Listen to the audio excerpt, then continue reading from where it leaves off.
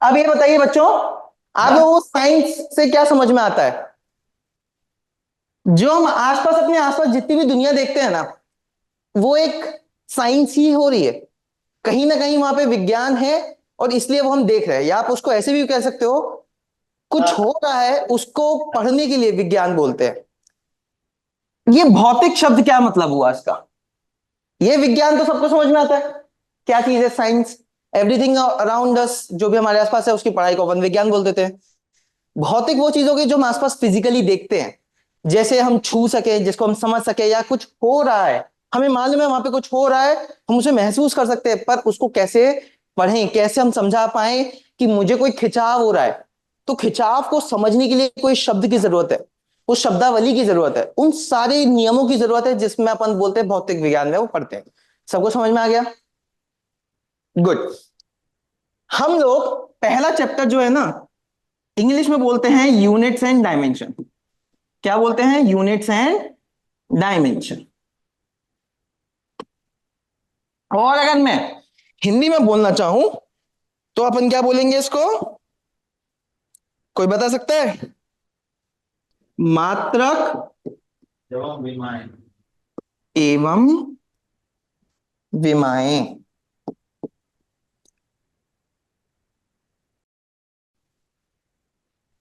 हम इस चैप्टर को ना इस तरह से पढ़ेंगे। ये टेबल आपको अगर याद रहेगी तो आपको जब एग्जाम की या फिर कभी भी तैयारी करोगे तो आपको पता होगा इस चैप्टर में आपने क्या पढ़ा। ठीक है? इस चैप्टर में हम पढ़ रहे हैं कि हमारे को पहले तो भौतिक राशियां क्या होती है। ये आपने कुछ 9वीं कक्षा में पहली पढ़ा होगा थोड़ा बहुत। फिर हम इसकी पढ़ेंगे इकाइयां और मात्रक और विमाएं। ठीक है? फिर हम समझेंगे क्योंकि कैसे अंतरराष्ट्रीय पद्धति और मैट्रिक सिस्टम, ये सारे सिस्टम्स में ये इकाइयां कैसे इस्तेमाल होती हैं, या मात्रक क्या होते हैं। लंबाई को बताना है तो किन मात्रकों में बताना है, चौड़ाई बतानी है तो कैसे बतानी है, और इन सब की मतलब क्या है। ठीक है? पद्धतियां, या इसको मैं ऐसे लिख सकता हूं, SI unit system. SI unit अंतरराष्ट्रीय सिस्टम। ठीक है? ये सब हम, सवाल ये आता है ये सब पढ़ना भी क्यों है। ठीक है? तो अगला जो पार्ट अपन पढ़ेंगे वो यही पढ़ेंगे कि इनका इस्तेमाल कहां कहां होता है, इनका काम क्या है, या हमारी किस तरह से मतलब मदद करने वाली है। तो आप लोग 9वीं कक्षा 10वीं कक्षा में आप बहुत सारे फॉर्मूले याद करते होंगे। अब कोई फॉर्मूला भूल जाता है तो पता कैसे चलता है कि हमने सही फॉर्मूला लिखा है नहीं लिखा, कुछ छूट तो नहीं गया। तो कुछ इसमें टिप्स एंड ट्रिक्स होती हैं कि अपन विमाएं यूज करके ये देख सकते हैं कि वो फॉर्मूला हमने सही लिखा है नहीं लिखा। हमें कुछ फॉर्मूला याद है नहीं है, फिर भी हम कुछ अंदाजा लगा सकते हैं कि किससे क्या हो रहा है। जैसे मैं अगर सिंपल भाषा में पूछूं, कैसे बताएं आपको? बल पढ़ा था आपने 9वीं कक्षा में? यस बल, सर। बल कैसे बताते थे आप? बल को एफ से लिखते थे। Yes sir. उसके बाद आप उसमें क्या लिखते थे? इसका फॉर्मूला अगर मुझे सेकेंड लॉ ऑफ मोशन, मतलब दूसरा नियम गति का, उससे बात करूं तो इसका क्या होता था? F equals to mass into acceleration, मतलब त्वरण का गुणा किसमें किया गया? एम तो पता होगा यार आप लोगों को, क्या होता है एम यहां पे? मास। मास कि इस इंसान का कितना वजन हुआ। जैसे फॉर एग्जांपल मैं 5 किलो का यहां पे बक्सा रख रहा हूं या कार रख रहा हूं, ठीक है? इस कार को चलने के लिए मैंने अगर त्वरण दिया 2 मीटर प्रति सेकंड स्क्वायर, और मैं आपसे पूछूं कि इसमें बल कितना लग रहा होगा उसको आगे बढ़ने या रोकने के लिए, तब मैं कितना बोल सकता हूं इसको? एफ इक्वल टू 5 × 2 मीटर पर सेकंड स्क्वायर, kg/मीटर स्क्वायर। ये क्या आया? बल आया ना हमारा। सर। तो ये एम क्या है यहां पे? 5 किलो। वजन ही तो हुआ। Yes sir. याद आया आप कुछ कुछ? यस सर, आ गया। चल, तो ये जो मैंने जैसे F equal to m into a लिखा, अब ये मैं अगर मैं भूल जाता तो मैं यहां तक कैसे आता? समझ में आ रही है? इसका ही हम समझेंगे कि ये कैसे याद रहता है। ओके, तो हम पहले समझेंगे इसके अंदर भौतिक राशियों में दो तरीके की राशियां होती हैं, मूल राशियां और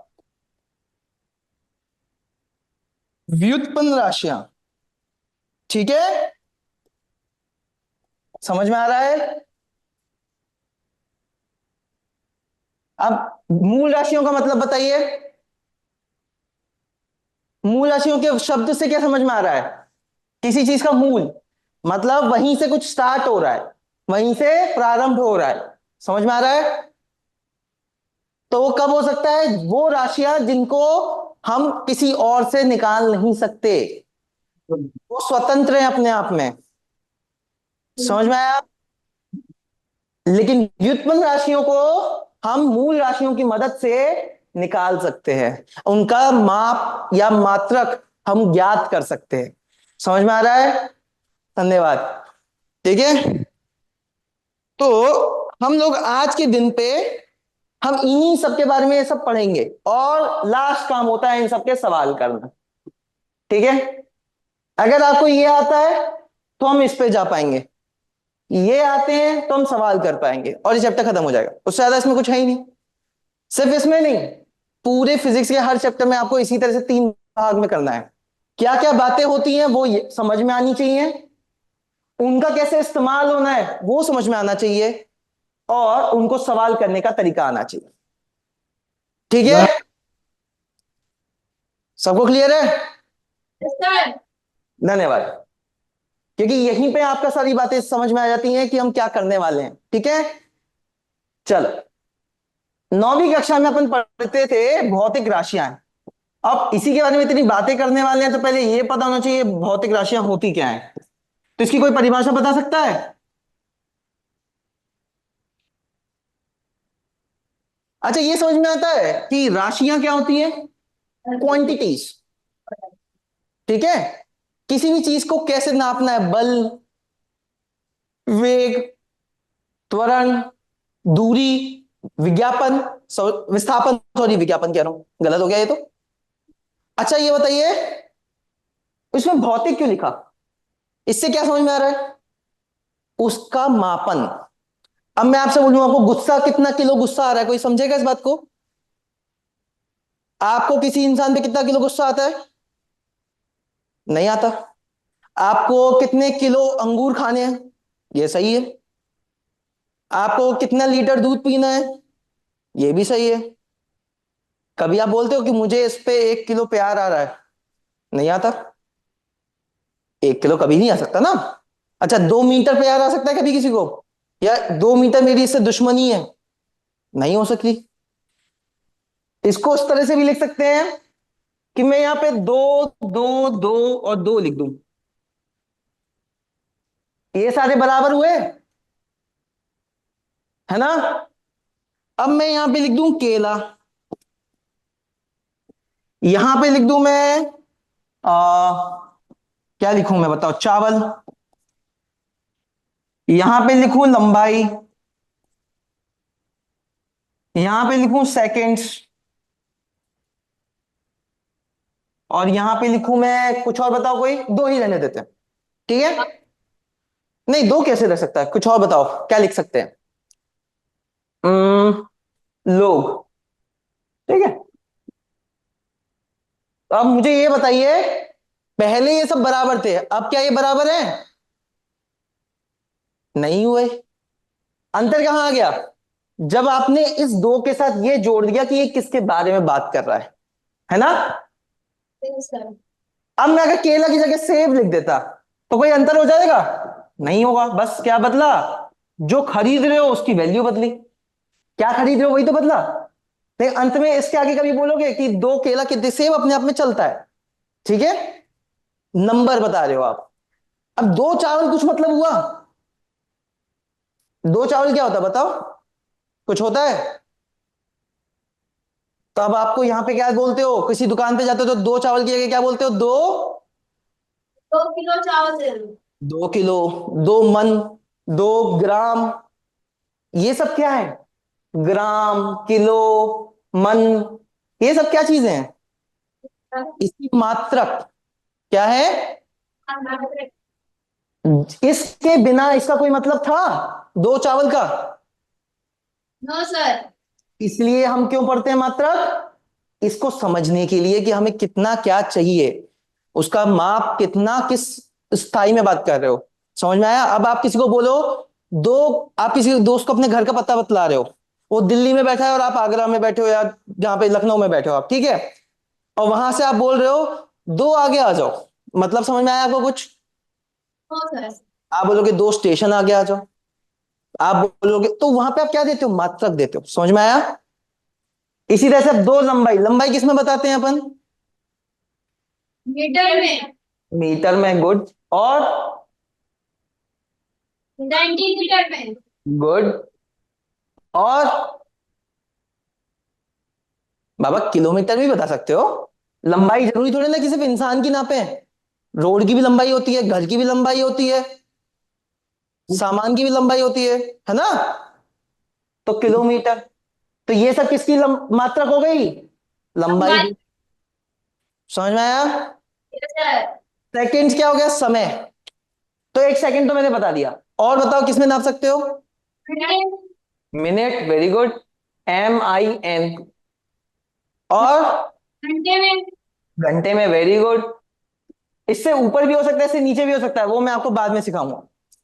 अब लोग को कैसे नापोगे? क्या 10 किलो लोग नापोगे? No sir. वो केले की तरह ही नापा जाएगा।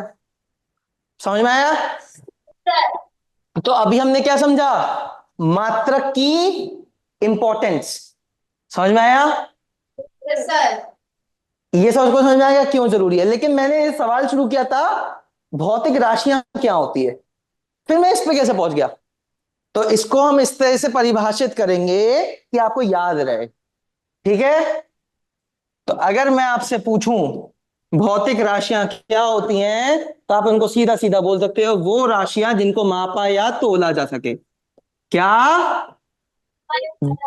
वो राशियां जिन्हें मापा या, बोला जा सके। ये कभी सुना सुना सा लग रहा है? Yes sir. जहां भौतिक आ गया, आप किसी मापन या तोलन की बात कर रहे हैं, ठीक है? और राशियां मतलब जिन राशियों को आप तोल रहे हो। समझ में आ गया? Yes sir. अब ये याद रहेंगी। Yes sir. Thank you. अब पिछली वाली उसमें जाओ, हम क्या क्या इस्तेमाल कर रहे थे? किसी का माप और उसका मात्रक। तभी तो राशियों को समझा पा रहा था कि ये चावल कितने लेने हैं, या ये वजन की बात हो रही है। चावल तो एक वस्तु हो गई, पर राशि यहां पे क्या है? वजन। क्या है? वजन। यहां पे लंबाई राशि नहीं, राशि हो सकती है वैसे, वो लेंथ जिसे बोलते हैं, इसको हम ऐसे दूरी लंबाई कुछ भी बोल सकते हैं। सेकंड को अपन बोलेंगे समय। समझ में आ रहा है? अब मैं कभी यहां पे 2 किलो प्याज लिख दूंगा, कोई सा मतलब है? 2 किलो लोग, आलू टमाटर थोड़े ना आप लोग, ठीक है? तो जिन राशियों को हम मापा या तोला जा सकते हैं उन्हें भौतिक राशि कहते हैं। गुड। अब हमें एक चीज समझनी होगी, किसी भी भौतिक राशि में दो बात होती है। क्या? उसका मापन। मात्रक। Very good. हमें किसी भी राशि को बताने के लिए उस मापन के साथ उसकी मात्रक देना जरूरी है। इसके साथ आप लोग एक चीज और पढ़ते आए हो, वो पढ़ी थी आपने 9वीं कक्षा में, 10वीं कक्षा में, जिसे बोलते हैं दिशा। यस पढ़ी सर। थी? पढ़े थे। ये दिशा कब काम आती है? जब हम किसी राशि को किस में बांटते हैं? सदिश और, अदिश राशि। ये याद है आपको? अदिश राशि। गुड। सदिश का मतलब स और अ। स और अ का मतलब क्या? स मतलब साथ। तो मतलब जब दिशा देनी पड़े किसी राशि को तो कैसी राशि हो गई? सदिश राशि। जिस राशि को दिशा की जरूरत ना पड़े वो कैसी राशि हो गई? कैसी राशि हो गई? राशि। अदिश। अरे राशि की जरूरत पड़ी तो सदिश, नहीं जरूरत पड़ी तो अदिश। आप हुसैनाबाद लखनऊ स्कूल में बैठे हैं, ठीक है? आगे वाली लड़की, ठीक है, ये आपका स्कूल हो गया, ओके? अब मैं आपको बोलूं आपके घर जाना है आपको, ठीक है? और एक पीछे भी कोई मार्केट है, ठीक है। यहाँ पे एक बंदा है, वो गुब्बारे बेच रहा है, ठीक है। अब आपसे मैं, आप किसी को रास्ता बता रही हो, पीछे वाले लड़के को, ठीक है। अब आप उसको क्या बताओगे कि दो आगे चले जाओ या दो पीछे, फिर भी दिशा दे दी। मैं बोलूं दो चलो, 2 किलोमीटर चलो। क्या बोला आपने? 2 किलोमीटर की दूरी तय करो। चलो ऐसे कर ले, थोड़ी शुद्ध हिंदी में आते हैं। 2 किलोमीटर की दूरी तय करो। ये कर पाएगा क्या? अगर आपने बोला इसको घर की तरफ जाना है, उसको पता नहीं घर किधर है, तो आप क्या बताओगे कि यहाँ पे पूरब की तरफ या उत्तर की तरफ या दक्षिण की तरफ आपको जाना है, तो इस तरफ आप 2 किलोमीटर चलो, बताते हो ना। तो यहां पे आपको क्या जरूरत पड़ी? दिशा की। किसकी जरूरत पड़ी? इनको, इन राशियों को, ऐसी जगहों को बोलते हैं सदिश। ये आपको याद आ गया? सदिश राशि। ये अगले चैप्टर से बहुत जरूरी पढ़ने वाला है, इसके बिना आपका काम ही नहीं चलेगा पूरे 11th और 12th, इसलिए आपको रिवाइज करा रहा हूं, ठीक है। अच्छा, आपको ये पता है कि पूरब पश्चिम किस तरफ लिखते हैं? कौन सी दिशा कौन सी होती है पेपर पे लिखने पे? चलो यहां क्या लिखूं? ईस्ट। ईस्ट। अच्छा, वेस्ट लिखूं क्या यहाँ पे? नीचे अच्छा, बस वेस्ट गलत है, ठीक है। इन तीनों में से क्या लगाऊं यहाँ पे, ये बताओ जल्दी से। कितने बच्चे बोलते हैं वेस्ट लिखूं यहाँ पे? हाथ खड़ा करो। कितने बोलते हैं साउथ लिखूं? साउथ लिखे? एक बच्चा बोला साउथ, ठीक है क्या भैया? यहाँ पे क्या लिखूं? चलो साउथ लिख देते। वेस्ट, क्या ये सही है? अच्छा दिखाओ। अच्छा, एक मिनट, वेरी गुड, रुको। आपने क्या लिखा है देखने तो दो, कंगे। नॉर्थ साउथ ईस्ट वेस्ट, ऐसे ही लिखा है ना? अच्छा एक बात बताओ, मैंने इसको ऐसे लिख दिया तो क्या गलत कर दिया भैया? बात तो एक ही है। तो अब कौन गलत कह रहा था इसको भैया? तो इसलिए कह रहा हूं, ये होती है रटंत विद्या, ठीक है।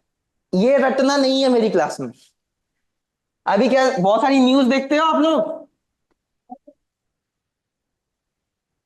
ये बताओ, न्यूज देखते हो? Yes sir. तो बस इसको घड़ी की दिशा में लिख दो। ऐसे, फिर ऐसे, फिर ऐसे। क्या समझ में आया इसको? न्यूज सांप सीढ़ी देख रहे हो, इस तरह से, ठीक। अब मैं अगर इसको ऐसे भी लिख दूं ना, तो मैं कभी कंफ्यूज नहीं होऊंगा, क्योंकि मैं क्या कर रहा हूं, ऐसे चला, ऐसे चला, ऐसे चला। अगर मुझे अब न्यूज फिर से लिखना है, और मैं पहले वेस्ट लिख दिया, तो अब बताओ मुझे बाकी कैसे खत्म करूं? अरे इसको बिना देखे सोचो। न्यूज बनाना है तो इससे राइट चलोगे तो ऐसा आएगा, और इससे चलोगे तो ऐसा आएगा। तो राइट चल लो, क्या आएगा? साउथ, ठीक है। साउथ के आगे क्या होता है? नॉर्थ। या इसके आगे क्या होता है? ईस्ट। सबको समझ में आ गया? आप कभी भूलना नहीं प्लीज, ठीक है। यही जो आप पूरे दिन भर देखते रहते हो ना कि हम लोग कौन सी दिशा में जाएं, पता नहीं चलता कि हम पूरब में देख रहे हैं पश्चिम में देख रहे हैं। अच्छा, सूरज कहां से आता है हमेशा? पूरब से। पूरब कौन सा होता है ईस्ट में से? ईस्ट ना, नहीं वेस्ट होता है, ईस्ट होता है, ठीक है। मतलब मैं कंफर्म कर लेता हूँ भाई, गलती से गलत ना पढ़ा दूं, ठीक है। तो अभी हमने क्या समझा, भौतिक राशियों के लिए क्या क्या जरूरत होता है? मापन। राशियां क्या क्या होता है? मापन, मात्रक और दिशा, ठीक है। इस में हम लोग किस पे ध्यान दे रहे हैं? मात्रक पे, ठीक है। जिससे कि अगर कोई सवाल आए 5 किलोमीटर का और 5 मीटर का, आप दोनों को आंसर 500 लिख के ना आ जाए। समझ में आया? ये नहीं करके आए, इसलिए हम क्या पढ़ रहे हैं? मात्रक। उसके अलावा अगले चैप्टर से क्या जरूरी हो जाएगा? दिशा, ठीक है। आप सबको समझ में आ गया? आ गया। चलो अब अपन नेक्स्ट पार्ट पे चलते हैं। ये लिख लो, इतनी लाइन लिखना बहुत जरूरी है आपके लिए कि भौतिक राशियां कौन सी होती है? वो राशियां जिनको मापा या तोला जा सके, और किसी भौतिक राशि के मापन के लिए उस राशि का कोई मात्रक ज्ञात होना अनिवार्य है। समझ में आया? अगर किसी भी राशि का अगर आपको मापन करना है तो उसका मात्रक होना अनिवार्य है। तो आपको ये लिखना है वो राशियां जिनको मापा या तोला जा सके उसे क्या बोलते हैं? भौतिक राशियां। क्या बोलते हैं? उसके नीचे हमने लिखा भौतिक राशियां वो जिनके मापन के लिए आपको क्या चाहिए? मात्रक चाहिए, और उसकी दिशा पता हो अगर वो सदिश हो। समझ में आया? Yes sir. तो मैं भौतिक राशियों को दो प्रकार में कैसे बांट सकता हूं? सदिश, आदेश। आदेश। Very good. ठीक है, जब सदिश आएगा तब क्या जुड़ जाएगा? दिशा। समझ में आ गई? Yes sir. अब हम सारी बातें हम किस पे करेंगे? मात्रक पे। मात्रक के दो प्रकार क्या बताया मैंने? मूल राशि और भ्रमण राशि। व्युत्क्रमण नहीं था, व्युत्पन्न था। Yes sir.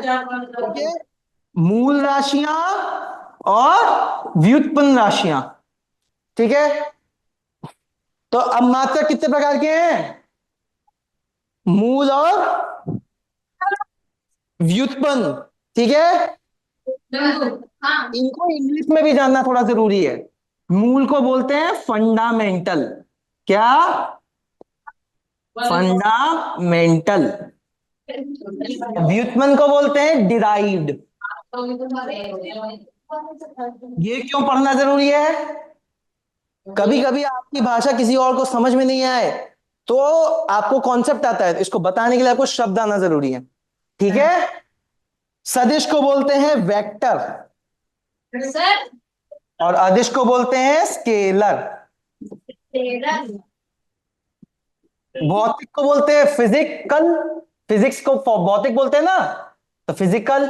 और राशियों को बोलते हैं क्वांटिटीज। क्या बोलते हैं? क्वांटिटीज। ठीक है, दिशा का पता सबको पता है, डायरेक्शन। ठीक है, मात्रक को बोलते हैं यूनिट्स। क्या बोलते हैं? यूनिट्स। इस चैप्टर का नाम यूनिट्स एंड डायमेंशंस। तो विमाएं पे जब आएंगे तब उसको बारे में बताएंगे। ये समझ में आ गया? आपको ये अब ये सारे शब्दावली में कभी कोई दिक्कत नहीं आनी चाहिए। अब क्या क्या लिखा है मैंने यहां पे? हिंदी में बात करते हैं भौतिक राशियां, उनके ज्ञान उसके मापन के लिए हमें क्या क्या जरूरत है? मात्रक और दिशा। मात्रक को इंग्लिश में बोलते हैं यूनिट्स, भौतिक राशियों को बोलते हैं फिजिकल क्वांटिटीज। ठीक है, ये दो प्रकार की हो सकती हैं, स्केलर और वेक्टर, सदिश और अदिश। समझ में आया? मापन क्या है? नंबर 1 2 3 4, 1.2 1.5, कुछ भी। दिशा क्या हो गई? North east west south. क्या याद रखना है? न्यूज। क्या? न्यूज। इससे ऐसे जाना है, इससे ऐसे जाना है, और इससे सीधे जाना है। ठीक है, समझ में आया? हाथ का समझ में आ गया? तो अभी हम एक बहुत इंपॉर्टेंट पार्ट की तरफ मूव कर रहे हैं इस चैप्टर के, ध्यान से। हम मात्रक पढ़ रहे हैं। क्या है? मात्रक। इसको बोलते हैं यूनिट्स। ठीक है, देखो मैंने एक गलती कर दी। क्या गलती कर दी मैंने? आपको गलत पढ़ा दिया मैंने। ये मात्रक का नहीं था, ये मात्रक तो किसी के साथ भी जुड़ती है, ये भी राशियों के ही प्रकार थे। ये मेरे से थोड़ी सी गलती हो गई। मात्रक क्या है आखिर में?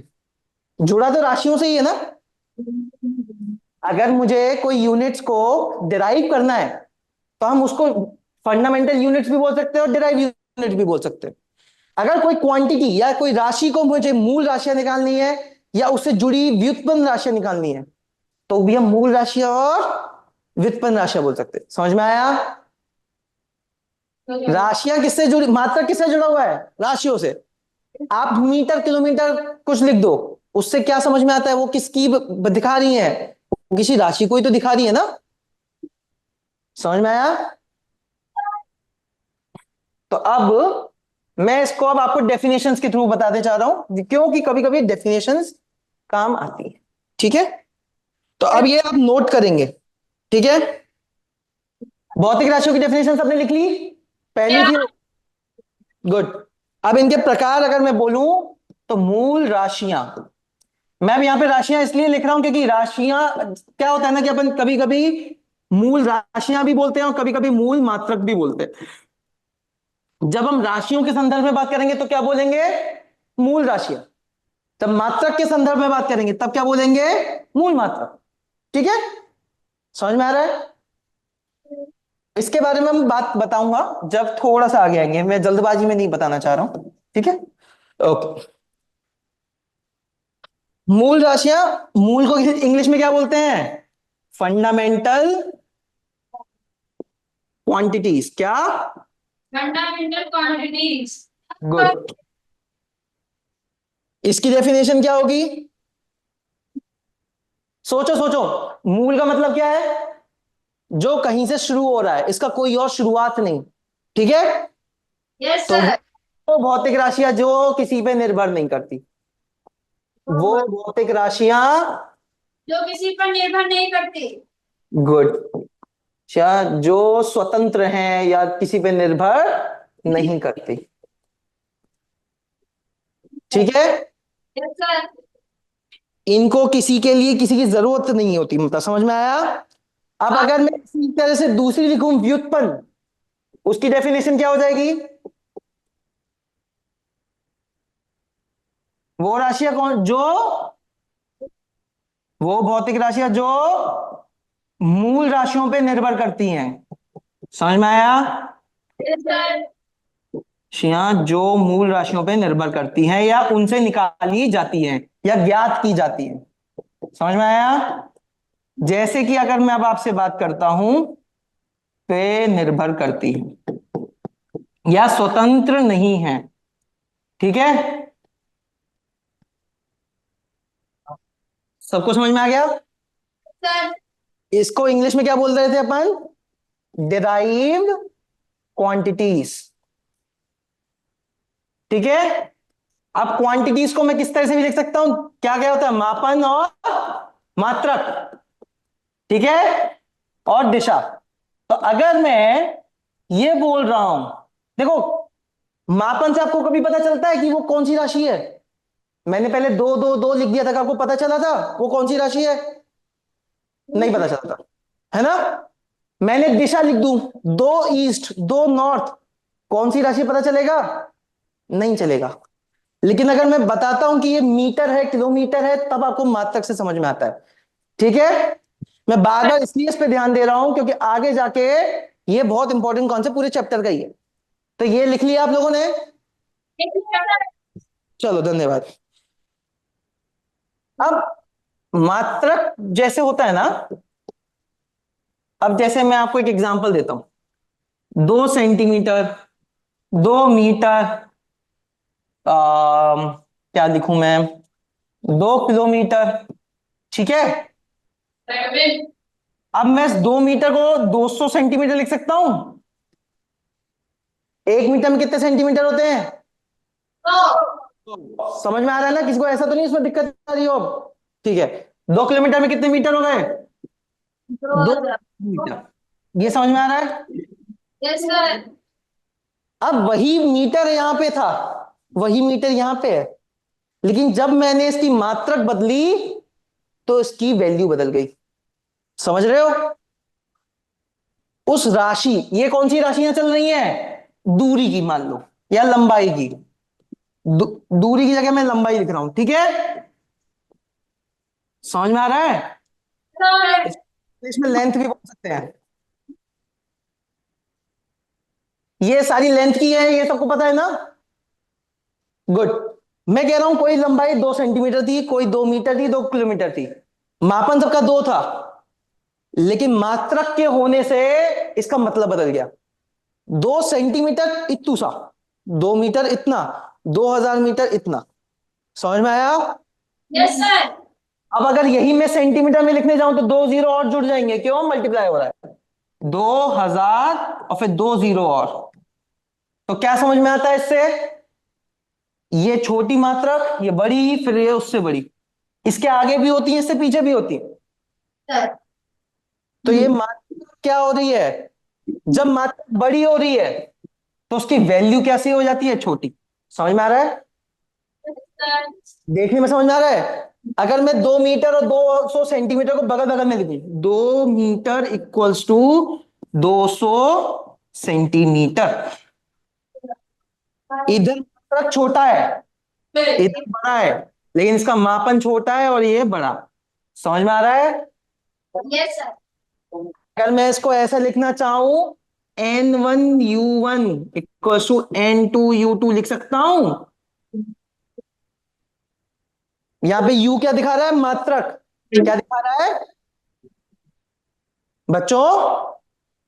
थोड़ा ध्यान से देके बताओ मुझे। इधर देखो, इधर U1 U2 क्या बता रहा है? U1 यहां पे क्या है? मीटर। U2 क्या है यहां पे? 2 मीटर इक्वल्स टू 200 सेंटीमीटर। ठीक है, मैंने बराबर रखा। 2 छोटा है, 200 बड़ा है। मीटर बड़ा है या छोटा है सेंटीमीटर से? तो ये आप इसको अगर मैं ऐसे लिखना चाहूं, N1U1 equal to N2U2, N1 यहां पे 2 हो गया, N2 यहां पे 200। ठीक है, यस सर। U1 हमारा मीटर, U2 हमारा सेंटीमीटर। तो इससे क्या समझ में आ रहा है? जब मात्रक बड़ा होता है तो मापन छोटा हो जाता है। समझ यस में सर। आया? हाँ। अब तो बोलूं 5 लाख किलोमीटर अपनी कॉपी में लिखिए, तो क्या आप इतने सारे जीरो लिखते चलोगे कॉपी में? आप में से आधे को पता भी नहीं होगा कितने लाख किलोमीटर में कितने जीरो आएंगे, है ना? इसीलिए हम क्या करते हैं, जब मात्रक बड़ा कर देते हैं तो मापन छोटा, तो लिखना आसान हो जाता है। समझ में आया? तो क्या समझ में आया? अगर किसी का मापन बड़ा है तो यूनिट छोटी होगी। ये समझ में आती है बात? अगर मात्रक बड़ा है तो यूनिट छोटी होगी। क्लियर हो गया? इसको लिख लीजिए। अब आपको लग रहा होगा मैं इसमें लिखूं क्या, है ना? आपको इस तरह से लिखना है कि जब हमारी मात्रक बड़ा होता है तब ये इसकी मात्रक छोटा होता है, तो इसका मापन बड़ा होता है। इसको इस तरह से, इस एग्जांपल से समझ सकते हो आप। समझ में आया? मैं आपको चीजें समझा भी रहा हूं, बता भी रहा हूं कैसे लिखना होता है, जिससे याद रहेगा हमेशा आपको। ये सबको समझ में आ गया? यस सर आ गया। मात्रक को समझ लिया, जैसे भौतिक राशियों को पहले मैंने समझाया फिर उसकी परिभाषा दी, अब उसी तरह से मैं मात्रक की परिभाषा दूंगा। इसलिए एक पहले एग्जाम्पल लिखवा रहा हूं जिससे आपको एग्जाम्पल याद रहे। फिर अब उसकी परिभाषा बनाना सीखेंगे, याद नहीं करेंगे, बनाना सीखेंगे इसी से। तो अभी हम तीसरी डेफिनेशन लिख रहे हैं। कौन सी डेफिनेशन? अभी तक कितनी लिखी है? दो। दो बातें आपको मैंने लिखी हुई हैं याद करने के लिए, अब तीसरा। ठीक है, मात्रक और उसके कुछ नियम। मात्रक, मानक मात्रक, इसका मतलब एक छोटा सा पार्ट है इसमें, और उसके नियम। क्या नियम? ठीक है, इसको इंग्लिश में बोलते हैं स्टैंडर्ड यूनिट्स। कौन सी यूनिट? स्टैंडर्ड यूनिट्स, मानक मात्रक। ठीक है, इसको बोलते हैं यूनिट्स और उसको रूल्स। तो पहले मात्रक की डेफिनेशन समझते हैं। अब तक आपको क्या समझ में आया उससे? मात्रक किसे कहते हैं बताओ? भौतिक राशियों के मापन के लिए निर्धारित, क्या बनाएंगे इसकी डेफिनेशन बताओ जल्दी से। भौतिक राशियों को मापने के लिए गुड। अरे हाँ, लंबाई के और भौतिक राशियों को मापने के लिए नियत किए गए मान को मात्रक कहते हैं। मतलब आप यही तो आपने कल समझा, मतलब ये 2 मीटर और 200 सेंटीमीटर, इस मीटर में भी तो आपका वो चला गया ना माप। समझ में आ रहा है? सर मापने मापने के के लिए लिए नियत किए गए मान गए मान को मात्रक कहते हैं। कहते हैं। सबको समझ में आया?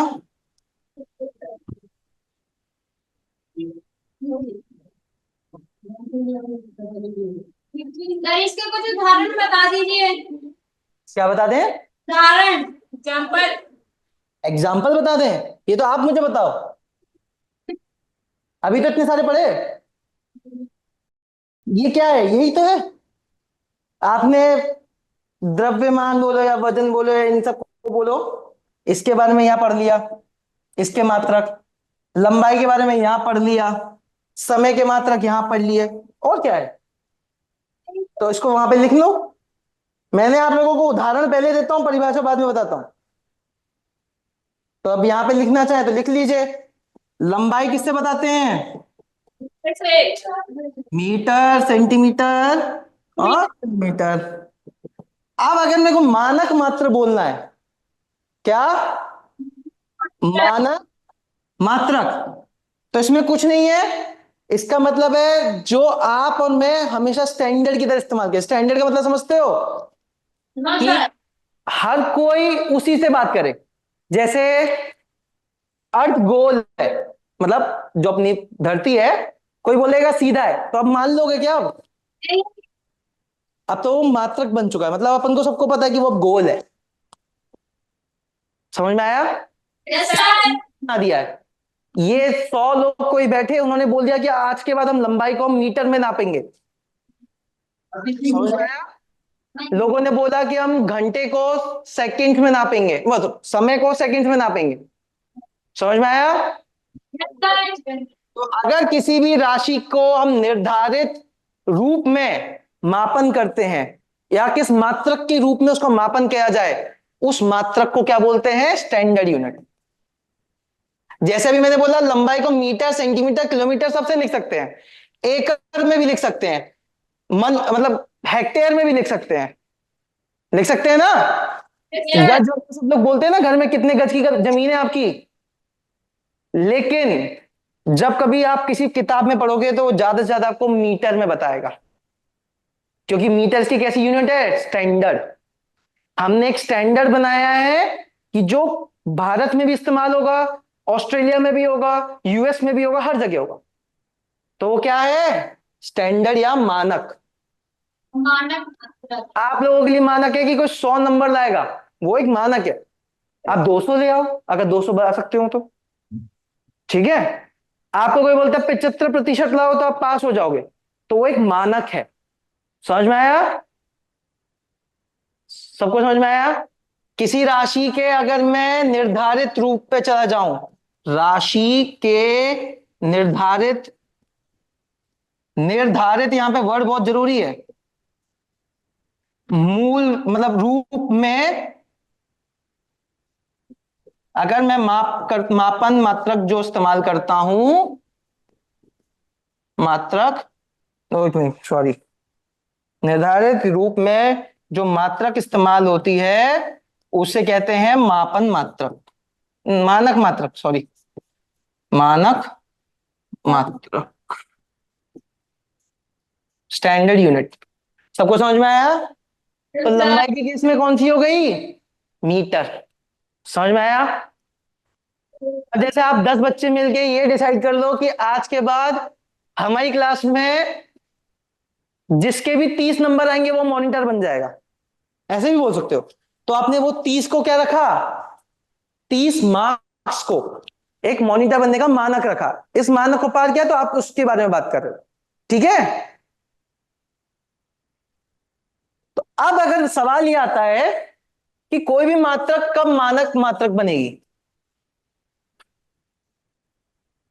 मैं अगर मेरी मर्जी मैं मीटर लिखूं, सेंटीमीटर लिखूं, मैं आज 10 लोगों ने डिसाइड किया मैं सेंटीमीटर लिखूंगा, 10 लोगों ने बोला मैं मीटर लिखूंगा, तो ये पता कैसे चला कि हम कौन सी इस्तेमाल करेंगे?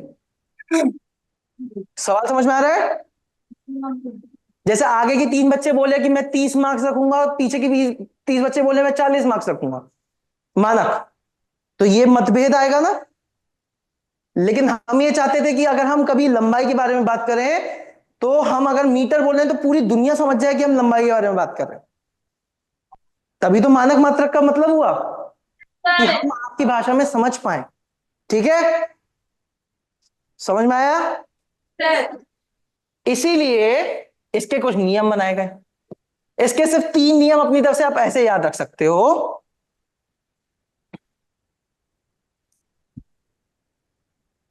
जैसे अभी मैंने आपसे बात किया, आप में मतभेद नहीं होना चाहिए। तो सारे जो मात्रक, जो भी आप मानक मात्र राशि का बनाते हैं, वो कैसे होना चाहिए? सर्वमान्य। समझ में आया? और वो भी उचित आकार तथा परिमाण का। आकार और परिमाण का। इसका मतलब समझ में आता है?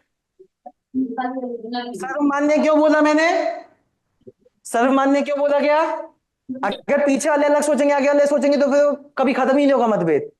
ठीक है, फिर उचित आकार। अब 2 मीटर और 200 सेंटीमीटर। कोई बोलेगा मैं 200 सेंटीमीटर लिखना चाहूंगा अब तो, लेकिन इसका आकार भी तो बड़ा है ना, लिखने में कितना दिक्कत आएगा। मैं बोलूंगा अगर 7,000 करोड़ को कॉपी में लिखो, तो आपके लिए सबसे आसान होता है 7,000 करोड़ लिखना। ठीक है, अब मैं अगर बोलूं करोड़ को भी रुपीस में लिखो, मतलब 0,0,0,0, बहुत मुश्किल हो जाएगी। समझ में आ रहा है? इसीलिए हम लोग क्या निर्धारित करते हैं? सर्वमान्य, उचित आकार और परिमाण के मात्रक। ठीक है, फिर दूसरा, आज गर्मी है, कल सर्दी होगी। आज दिन है, कहीं रात है। आज यहां पे दिन है तो ऑस्ट्रेलिया यूएस में हो सकता है रात है। इससे भी प्रभावित नहीं होना चाहिए। समझ में आया? तो ये किसी ताप, दाब व समय से प्रभावित ना हो। प्रभावित ना हो। सबको समझ में आया? और तीसरा और अहम रूल, भाई अगर मैं बोल दूं, आपने कोई बच्चा अपना नाम बताओ। राजनंदिनी। राजनंदिनी। तो मैं बोलूं भाई को आज क्या बोला जाएगा? 2 राजनंदिनी। अब दिक्कत कितनी नहीं होगी लोगों को? लोग बोलेंगे 2 राजनंदिनी हमें चलना है, या सर हमारा मुस्कान 5 राजनंदिनी। थोड़ा सा दिक्कत है ना? इसलिए जो भी मात्रक आप इस्तेमाल करो, उसको आसानी से परिभाषित किया जा सके। परिभाषा देना उसका सरल होना चाहिए, और कभी बदलना नहीं चाहिए। कभी बदले ना। ठीक है? और सबसे इंपॉर्टेंट बात, उसकी क्या बोलते हैं उसको, कॉपीज बना सके। मतलब क्या कहते हैं उसको? प्रतिरूप बनाया जा सके। क्या बनाया जा सके? प्रतिरूप।